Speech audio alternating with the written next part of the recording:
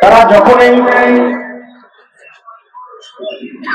কখনো ভালোর জন্য সিদ্ধান্ত নিয়েছে তারা এটা করছে। তারা যখন ভেবেছে এদেরকে ভোট দিলে ভালো হবে, ভোট দিয়েছে। নির্বাচিত হওয়ার পরে দেখেছে এরা আসলে ভালো নয়, তার ভুল করেছে জনগণ। তারা আবার নিজেরা শুধরাইয়া আরেকটা দলকে বলছে। যখন দেখছে যে এই দলটা ভালো নয়, তখন পুনরায় তাদেরকেও পরিবর্তন করে দিয়েছে।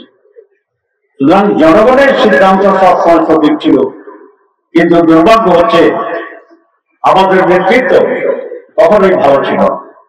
জুলাই বিপ্লবের মাধ্যমে স্বৈরাচারের শুধু পতন নয়, বিতরণ হয়েছে আপনাদের। এখানে অনেক জীবন এবং রক্ত দিতে হয়েছে, ঠিক না? মানুষ আশা করি এবার বড় সত্যিকার পরিবর্তন হবে, নেতারা বুঝবে এবং কিছুটা শুনলাম। আমরা জুলাই বিপ্লবের পরে ইন্ডিয়ান গভর্নমেন্ট যেটি গঠিত হয়েছিল আমাদের সহযোগিতা, তারা তিনটি কাজের কথা বলেছিল, আপনারা জানেন।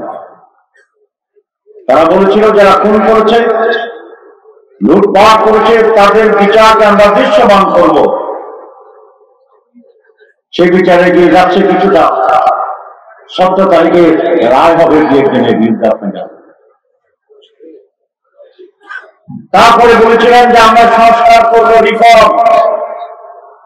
বাংলাদেশ পরিচালনার নীতিতে, বাংলাদেশের শাসনতন্ত্রে, রাজনৈতিক শিষ্টাচারে, ক্ষমতার ভারসাম্য রক্ষা, নানা জায়গায় প্রশাসনে, গুড গভর্নেন্সে আমরা পরিবর্তন করব। সেই জন্যই ডক্টর ইউনূসের সরকার একটি ঐকমত্য কমিশন করেছিলেন। আমরা 31টি রাজনৈতিক দল মাসের পর মাস নানা বিষয় আলোচনা করে আমরা কতিপয় সংস্কারের সুপারিশ করেছিলাম, এবং সেই সুপারিশ নয় আমার সিগনেচার আছে, আলহামদুলিল্লাহ। কিন্তু সব সময় সব কাজের সুযোগ আছে না। ডক্টর ইউনূস সাহেব বলছিলেন আমাকে যে আপনি যে কলমে সিগনেচার করবেন, সেই কলমটিও আমরা জাদুঘরে সংরক্ষণ করব। এটা একটা ঐতিহাসিক মুহূর্ত ছিল। আমরা খুব আনন্দ প্রেরিত ছিলাম। শুধু আমরা নয়, প্রায় সকল রাজনীতিক দল থেকে প্রতিনিধি ছিল। আমার পাশে যে চেয়ারটি ছিল সেটা ছিল বিএনপির মাননীয় সেক্রেটারি জেনারেল, তিনিও সিগনেচার করেছেন। কিন্তু আনফরচুনেটলি হঠাৎ করে তারা বললেন যে এই সনদের সিগনেচার করছি, এটা মানে না। প্রসেসের সময় অনেক চেষ্টা করেছিল না বলতে, আলহামদুলিল্লাহ আমাদের ভূমিকায় সেটা পারেনি, তারা বাধ্য হয়েছে। আপনারা দেখেছেন এই নিয়ে নানারকম তাল বাহানা, নানা কথাবার্তা চলছে, আমি বিস্তৃত বলতে চাই। সংস্কার চাই না কেন? কেন চাইবেন না? সংস্কার না চাওয়ার মানে হচ্ছে আবার সেই 15 বছর অন্ধকারে ফিরে যাওয়া। সংস্কার না চাওয়ার মানে হচ্ছে আবার অন্যায়ভাবে ভোট ডাকাতি করে, ভোট নিয়ে নির্বাচন করে আবার স্বৈরাচার বেশিবাদ হওয়া একটি রাস্তা এবং পথের দরজা জানালা খোলা। এটি শহীদদের প্রতি বেঈমানি। এটা রক্তের সাথে বিশ্বাসঘাতকতা। আমরা বলছি বাংলাদেশকে আর পিছিয়ে নেওয়া যাবে না। প্রয়োজন হলে আবার জুলাই বিপ্লবের ডাক দেওয়া হবে, আবার 5 আগস্টের আবির্ভাব হবে। বাংলার মানুষ আর স্বৈরাচার ফ্যাসিবাদে ফিরে যাওয়ার সুযোগ দেন না।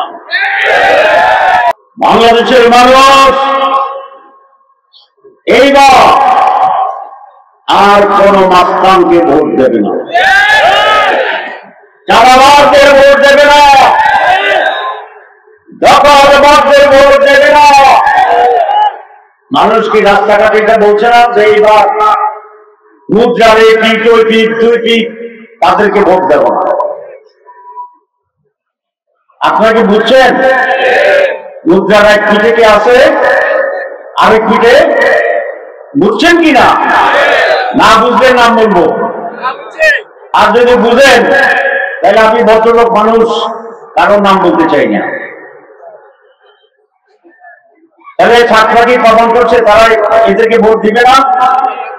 জাতীয় নির্বাচনে এই 4 কোটি নতুন ভোটাররা এইবার এই দখলবাজ, চাঁদাবাজ, পুরানো রেকর্ড যাদের আছে, দুর্নীতিতে 3 বার চ্যাম্পিয়ন, মাশাআল্লাহ,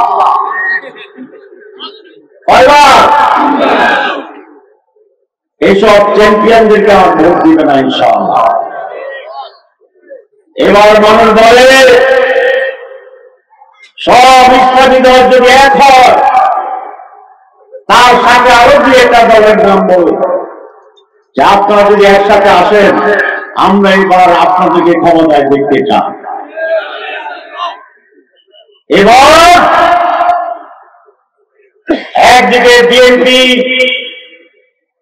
যাদের সম্পর্কে কি বলে আপনারা বলছেন, আর একদিকে বিএনপির বাইরে যত দল আছে, ইসলামিক, রাইটিং, সেন্ট্রিক, সকলকে মিলে আমরা একটি বৃহত্তর নির্বাচনী ঐক্য করার জন্য চেষ্টা করছি। এই যদি সফল হয়, আগামী নির্বাচনে এরাই ক্ষমতা সরকার গঠন করবে ইনশাআল্লাহ। সুতরাং যারা গ্রামে গ্রামে বলে আমরাই তো আসতেছি, আপনারা কোথায় আসতেছেন এটা আমরা ভালো জানি।